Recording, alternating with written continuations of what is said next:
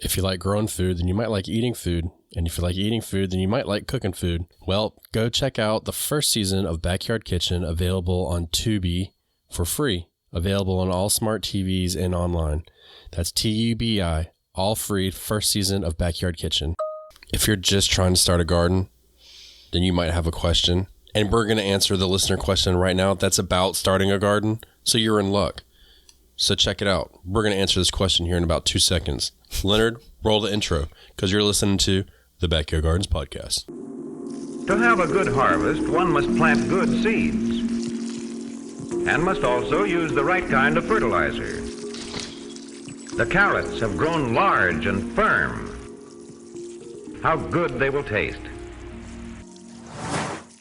Welcome to the Backyard Gardens Podcast, where we talk about all things gardening. We are your hosts, Ben in Batavia, and you can find me gardening in the country. And you'll find me gardening in the city. Get ready as we dig deep into this wonderful world of gardening, where we learn to grow and grow for change. Okay, so we have a listener question today. It's a two-parter question, but it will be done in one episode, hopefully. And if you'd like to send us in a question, you can do it two ways. One, you could become a patron, and then you could support the show, get 2 extra episodes a month, and send in your questions, and we'll answer them there. Or you can send them in through our website, backyardgardenstv.com, in the question box that we have in that section. I don't know where it is off the top of my head. So you can do that, and we will answer them here. So you choose. But this is a good one. I like it. Mm-hmm. I like it. So this one comes from the website, backyardgardenstv.com. And Chelsea B asks, I have 2 12-foot long and 3-foot wide, 2-foot deep garden beds. I'm trying to fill as cheap as I can without compromising the health of my soon-to-be planted garden. Veggies, herbs, and some flowers to help with the pests. Sounds like you got a plan, girl. Mm-hmm. I'm growing in zone 5B in Nebraska.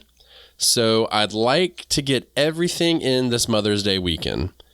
Is it okay if I fill the beds with cardboard at the bottom, then wood chips and that have not broken down, and compost, and then top with soil?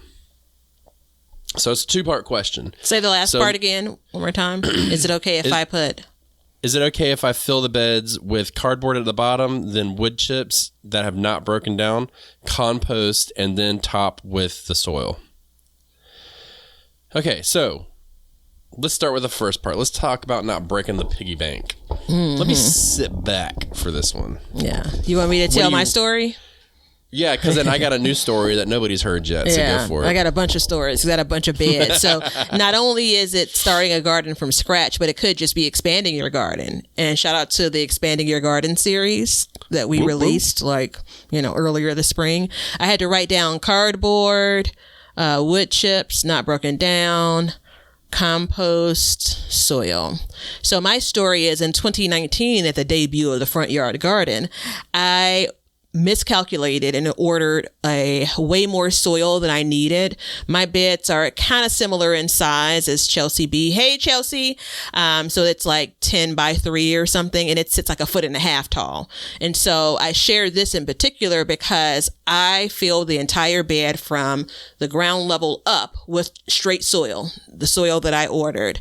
And I didn't realize at that point that really wasn't necessary, right? So I could have ordered a lot less soil, paid a lot less money, and done any number of mixtures of things. So yes, you can fill the bottom with cardboard. I don't know how much cardboard you have. I don't know if there's some other purpose that she's using that for. It could be suppressing whatever's under there, but at 2 feet tall, whatever you put in that bed is going to suppress if it's weeds or if it's grass or anything that you're building on top of. Wood chips, I absolutely believe you can use even if they're not broken down, because we're talking about like the first foot from the ground up that she's putting just filler in.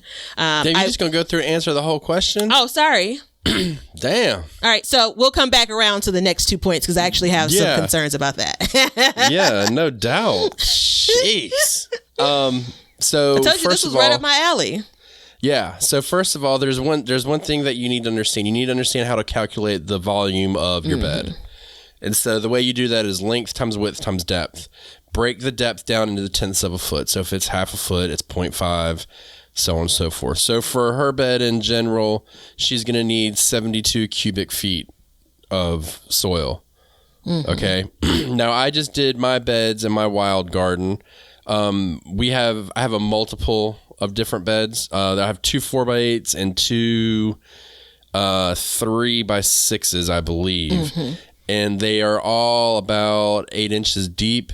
So when I did the math, I needed 25 cubic feet per bed. Yeah. So I actually went and bought bulk soil. I did not go buy bags of soil. And I got it in the back of a truck, got it, delivered it, boom, filled up the beds. And it cost me about $50. I have another bed that is 10 feet by 8 inches by 6 inches. And it cost me, if you would like for me to do the math for you there, what I say, 10 by 8 inches by 6, that's 4 cubic feet of soil. It ended up costing me $50 to fill that up. So you can do the math there. There is a big difference. So buying bulk soil is the cheaper method, right? Well, in general versus bag soil, absolutely. Yeah. Right. So that's the first part of the question. Now, the second part is this. When I bought my soil for my wild garden, I did not get good quality soil. And I was a little bummed out, but then I had to think about it. And then the second part of the question feeds into that so well. So let's... I do want to make sure we point out your beds are how high? 6 to 8 inches. We'll just go in between. Her beds are 2 feet tall. Right. Yeah. That's significant, right? Shout out to you for protecting your back, right? So there's that, right? That's a benefit for tall beds. But if we look at, so where I was headed next, but if, I was answering the question. If you look at the height of her beds, I wouldn't recommend, and she's already there, like she's thinking of an alternative. I wouldn't recommend putting all soil in that, right? There's not a lot, unless you're planting trees, there's not a lot that's going to need 24 inches or 2 feet of soil to grow in, right?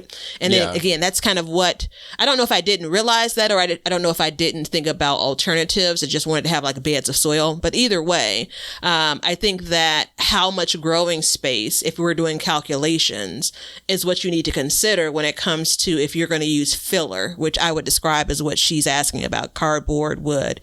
And then she's actually talking about growing medium with compost and actual soil, right? So I'm going to go ahead and go on a limb and say she can, for calculation purposes, consider half of the space, 12 feet or 12 inches, a foot, the first foot from the ground, filler. And then on a good day, she could fill the second half with actual good growing medium, which I believe is a combination, as she described, of compost and soil. I wouldn't layer it in the way she's describing, though. So, I mean, look, whatever you put at the bottom doesn't matter. You know what I mean? You don't want to put anything toxic there.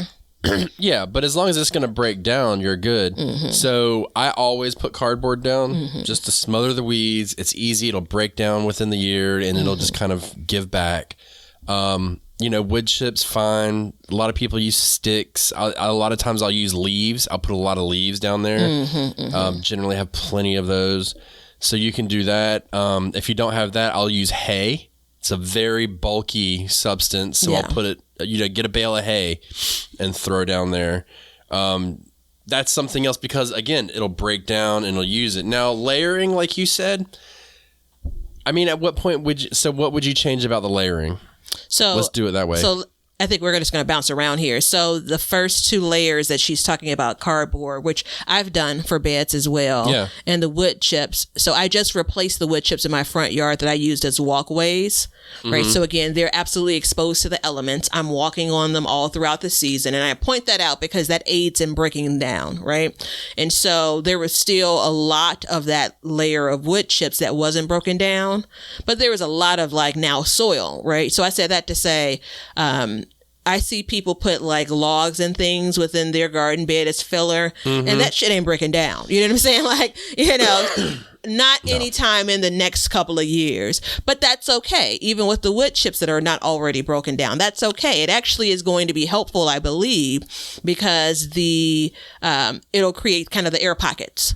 You know, so you'll be able to even kind of have, if you have plants that go that far deep, they'll have somewhere at least to go, right? It could help with things like, you know, not pooling of water and things. Now, if I go to the next layers, I wouldn't put compost on top of the wood chips, and I wouldn't put compost that far down into my mixture. Again, I'm making up the idea of like 12 inches of filler and then 12 inches of good stuff, because most things are going to grow and at a maximum 12 inches, right? A lot of stuff is going to grow with less growing medium is what I'm trying to say here. So I'd actually use soil and then have my compost, as Ben was gesturing, closer to the top, right? You know, it's going to work itself down as, you know, your season goes on, but I wouldn't start at the bottom, because what's going to happen? A lot of it's going to sink down into that filler section that you have, and your plants won't benefit from it. Feeding the wood chips. Yep. Yeah, I agree with you completely. So like when I did my wild garden, I put the cardboard down, and then I put the hay down, and then I put the soil down, and then I put compost down. So I put my compost on top. I think it's like 6 one way, half a dozen the other, honestly, but the benefits just don't really get the plant, which is what you're concerned about. Yeah. I've seen people do, like you said, where they put like big logs in there, and first I'm like, all right, dog, you are talking about some catch bait stuff, some clickbait stuff. I get it. I get what you're doing. That's not how you're going to do it. I mean, if you're going to put a log in there, like break the log up. You want it to break down in a decent amount of time. Well, you also want there to be the garden for 10 years. Like, who gives a crap? I'm going to be putting compost in it the whole time anyways. So. You also want it to be level, right? You know, so, or some... It needs to be somewhat level. Let's say that. It doesn't have to, you don't need like, you know, what's the thing called? Your leveler. You're like, you don't need that. But, you know, when it comes to things like big pieces of, you know, material, you're going to have soil that sinks in one space and not in another. So while I wouldn't do this for the size that she has, because I just don't think I have this much material, for those that are listening that may have a smaller bed, because I hope that we've answered Chelsea B's question in one way or another. But for those that may have a smaller bed, what I've done for a couple of mine is I use a lot of containers, and I have a lot of container mix, whether it's purchased, whether I've mixed it myself. It's something that is not as heavy as your regular garden soil, right? That's very intentional. And so a lot of the nutrients that are in that mixture for my containers, it's pretty much tapped out by the end of the season, right? So you'll hear people refer to it as spent potting soil. So I have beds where I've put cardboard as the first layer, right? And then I'll just dump out a lot of my spent potting soil. Now, there are ways that you can revitalize that soil, so don't think that it's just something to be wasted. But at some point, I run out of spaces and material and all that stuff. So anyway, cardboard, spent potting soil. Then I came back in with regular soil, right? Because this is a raised bed.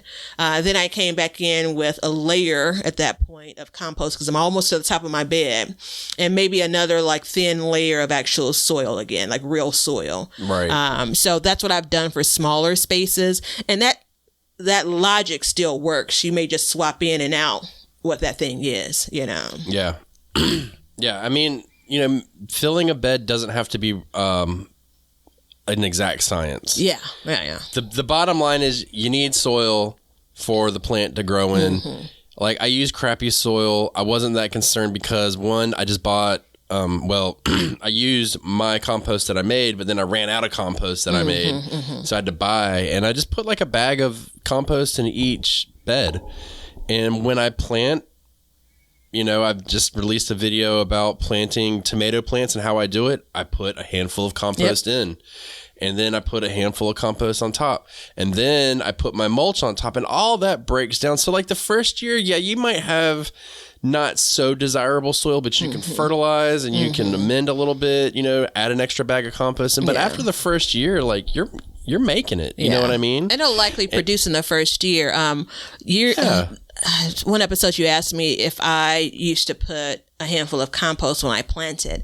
And interestingly enough, I never did, because I've only started using compost like in the last 5 years or something. It's about right, last 5 years. And so I used to actually put fresh garden soil in my planting. So if I have like back then in the very early days, I would just have like soil, like, not even in raised beds.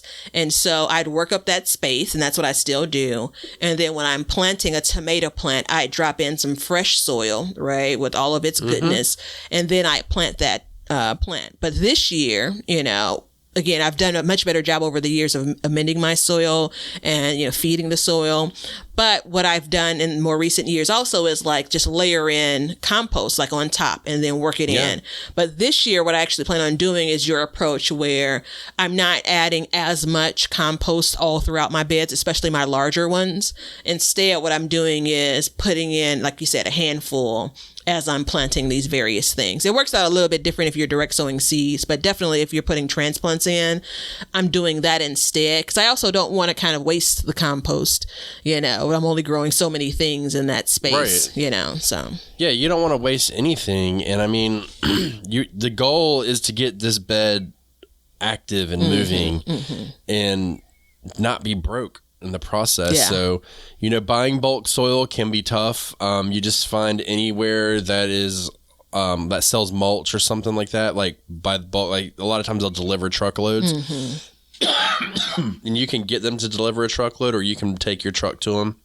One recommendation with that, though, is, and most places will let you go visit that space. I know it feels kind of awkward, right? But there's a cheap version of everything that's being sold. You know what I'm saying? So take a look and see what pile they're going to pull your soil out of. And, a lot of us kind of, I don't want to get into like what good soil looks like and feels like, but look into that, if you're not familiar with it. And then once you make that visit, you can decide whether or not, because it's still not cheap to get a bulk delivery. It's cheaper in most times compared to bag soil and almost all times, but you're still spending dollars, The cheapest way to do it is get a friend with a truck to go get a truckload of mulch and then bring it home. That's the cheapest way. You cannot tell how good soil is by looking at it. You can tell how good the drainage is. You can tell how bad soil is by looking at it. Yeah, if it's got a bunch of crap in it. But you can also, when you talk to people, say like, hey, I need some soil for my garden. And they know, okay, because there's fill soil and then there's garden soil.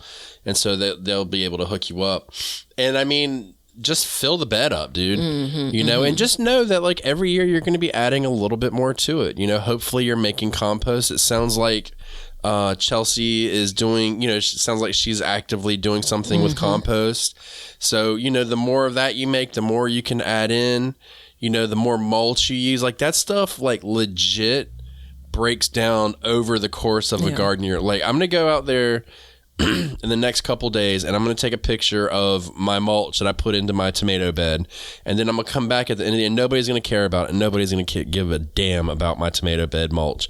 And I'm going to come back at the end of the year and I'm going to show another picture of it. And you're going to see how much is broken down. And it's crazy. Like I noticed it last year. And then when you do that, and then next year you put your compost on top. And then you put your leaves on top in the fall. And then, and so you're building these layers all the way through. And it's just, it makes for good gardening practices, practices. So if I look at the things I've used as mulch, because that's one of the pieces we were talking about, I've used wood chips. I've used over various years. I've used leaves. I've used straw. And as of this recording, my favorite is leaves, shredded leaves. Yeah, I use leaves and straw. I've used all of them like you have, but those are my favorites. I use the leaves in the fall, and then I put the hay on top because I like the aesthetics of it. And look, first of all, I'm going to spend the last minute and I'm going to say this. This space is a happy space, okay? Batavia and I are happy gardeners, and we're happy to share our knowledge with you. If you come on to our YouTube channels, and how dare you say something nasty to us about our gardens? It's not cool, dog. Like, we're here to spread the love. Trust me. We know what we're doing. And yes, I'll put straw into my garden. And yes, it will come up and it will sprout, but it's easy to pull up. So a lot of the times there's things that are mismanaged and they become out of control, and that is the issue. So when we use these things, just know that there's a way to kind of, if you have an issue with something like when it comes to mulch and stuff, then you can kind of manage it by staying on top of it a little more. Like, for instance, I put in my leaves last year. Dude, I have little pine trees growing throughout my entire garden. It's so ridiculous. It takes 3 seconds to pull them up. Not a big deal. But it looks like I'm growing a pine tree farm in one of my raised beds. It's stupid. So just stay on top of it and be kind, okay? Yeah. Everybody fill your beds up good. Wait, go. Can anyone, if you're watching the video... Oh, yeah, that's right. Be kind. Yeah. We're saying it and wearing it. Yeah. All right, everybody. So without further ado, we love you guys and we want you to grow more. If you're filling a bed, feel free to use these methods that we've talked about. And thank you for being with us. Send out your questions to either backyardgardenstv.com under the questions section, or you can become a patron and just message them to us, and we'll get back to you on Patreon and we'll share them with everybody, because these questions really do help people. I believe they do, because they're the stuff that we don't think about. And with further ado, see ya. See ya. See ya. We hope you enjoyed today's show. Please follow us on YouTube at Backyard Gardens TV, Instagram at Backyard Gardens TV, over on our website, backyardgardenstv.com, and then we have Patreon at Backyard Gardens. And don't forget to check out our links below to help the show. Thank you so much for joining us as we learn to grow and grow for change. Cut. Now you know why people feel like celebrating at harvest time. All over the world, people have feasting and good times when the crops have been gathered in. Hey, everybody. Thanks for checking out the Backyard Gardens podcast. If you like what we're doing and you want to continue to support the podcast, head over to our Patreon page to sign up. You can also make a one-time donation using PayPal. Both of these links are in the description. With your support, we can continue growing and helping others in their gardens. See ya. If you guys want some Backyard Gardens gear, go to the link below and check out our t-shirts, mugs, pint glasses, and other gear. All purchases go towards helping to support the show, so thank you so much in advance, and we hope you enjoy. We want everybody to have a garden, and we're going to give you a chance to win free seeds every month. Head over to backyardgardenstv.com and enter your email address to be entered in all of our giveaways. Good luck. We want you to be a part of our gardening community. DM us a picture of your garden at Backyard Gardens TV on Instagram, and we will share it with our listeners.